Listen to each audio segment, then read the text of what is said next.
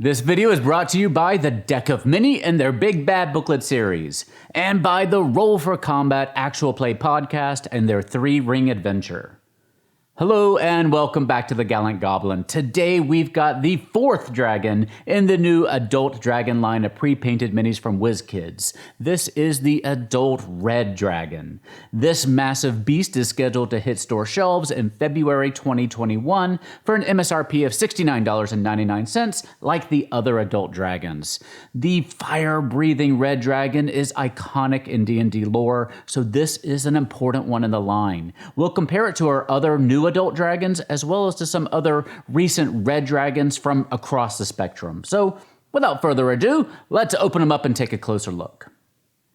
Dragons in D&D generally have 4 defining qualities from which their backstory and personality develop. Each kind has an element type, a preferred terrain for their lair, a primary personality trait, and a type of treasure that they hoard. Red dragons are, of course, associated with fire. We've talked about using scent to enhance your storytelling. Well, when your players start to approach that red dragon, they should start smelling sulfur. Their eyes even dance with flame when they get angry. The bottoms of their wings even look burnt. As for their personalities, they are obviously combustible, easy to anger, and prideful, but they're also impossibly covetous. They want anything that has any monetary value, and will 100% know if you make off with even a single copper piece from their hoard, and you wouldn't like a red dragon when it's angry. As for terrain, they like to be high up so they can keep a close eye on their domain, so generally up on a mountain.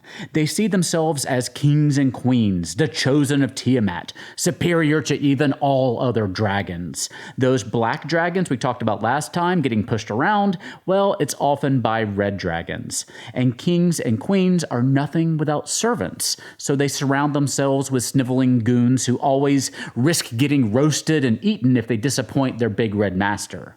The adult red dragon is again on a clear gargantuan 4-inch base with its inner huge-sized 3-inch circle drawn on it to show its threatened area. The mini arrives all in one piece, no assembly required, and it arrives pre-painted like everything else in the Icons of the Realms line. Here you can see the full collection of adult dragons so far. They look pretty good together. It's interesting to note that they all have pretty drastically different poses. I'm curious to see what they do with the green and blue dragons, which must surely be on the horizon. We're not lacking for red dragons in D&D lore. We have Cloth, or Old Snarl as he's known, the ancient red dragon who appears in Storm King's Thunder. There's Zendalore, or Tender as her Kobold buddies call her, a young red dragon who appears in Tomb of Annihilation. Ethelomon is Tiamat's old ancient red dragon flame, so to speak.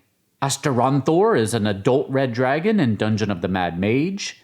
Thimbershad is an adult red dragon in Out of the Abyss. Ashardalon is an old dragon mentioned in Tales from the Yawning Portal, who is rumored to be associated with a group of dragon cultists northwest of Thundertree. Charizard has a long and complicated history, but now rules the city of Erebos in Chesenta. And one thing the Red Dragon drives home, and I think we already knew this, is that our old figures of Tiamat and Bahamut just don't hold up in this new era of dragon minis. I have to imagine that new versions are in the works, though I haven't heard anything personally. Hopefully, we'll hear something soon. Let me know what you think of the Red Dragon in the comment section down below. He's scheduled to be released in February 2021 for an MSRP of $69.99. What adult dragons do you want to see next? Should they finish out the chromatic dragons before moving on to metallic?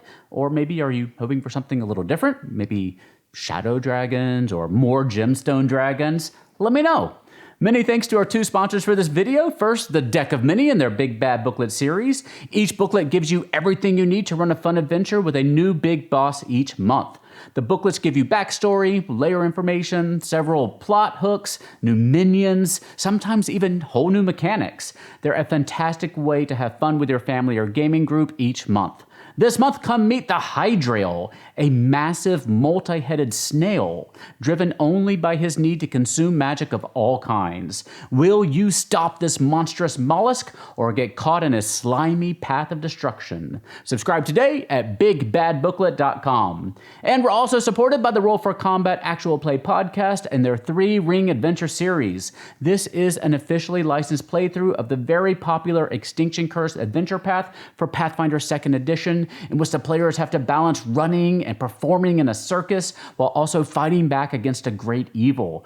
But that's not all the folks at Roll for Combat have to offer. You can also find playthroughs of the first Pathfinder 2e short adventure, The Fall of Plaguestone, and the first Starfinder adventure path, Dead Suns. Not to mention the great new adventure path, Agents of Edgewatch. Each podcast and group of players offers a different feel. Some focus more on role-playing, some on tactics and strategy. If you like strong characters and role-playing, then the 3-ring adventure may be for you. Check them all out and see which one is your favorite at rollforcombat.com. And thank you as always for watching today. I spent this morning laying out our release schedule for the next month. We're getting a lot of videos produced and ready to keep you entertained over the holidays while we're living in hotels and Airbnbs while we wait to move into a new house. So there's still a lot of fun things to share with you. If you enjoyed the video today, please leave us a little like on this video, subscribe so you don't miss anything, and hit that bell icon down there to be notified when we release a new video. You can always find us on Twitter, Facebook, and Instagram. For now, please stay safe out there, have fun, love each other, and I'll see you next time at the Gallant Goblin.